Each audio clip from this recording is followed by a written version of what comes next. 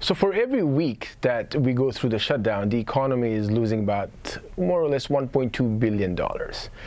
The administration has asked for $5.7 billion for its wall, and in the past 3 or 4 weeks, we've already lost about $3.6 billion.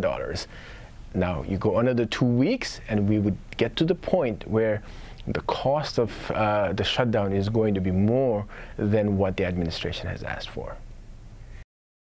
Well, first and foremost, the folks who are federal workers, they're not getting paid and they're not really working. So that money itself not being paid and them not spending in the economy is directly and indirectly working to reduce the economic activity. And these folks generally rely on paycheck to paycheck, payments of their auto loans and their mortgages and their credit cards. So all of this is going to show up as a stress in their economic being. You can add some spillover effects on all the other related, economic activity, such as tourism near the national parks, the hotels and restaurants. Those activities will also be reduced. The longer this shutdown goes on, the losses will start to accumulate.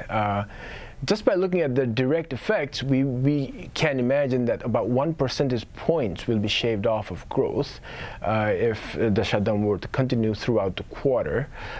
Some indirect effects, spillover effects through to the other businesses and sectors which have made their plans around the federal government's activity, and also the business sentiments and the financial market sentiments will also start to take the hit. So that means less investments in the economy, that means less hiring by the businesses. So all of these will reduce the growth profile of the economy in the medium to long run.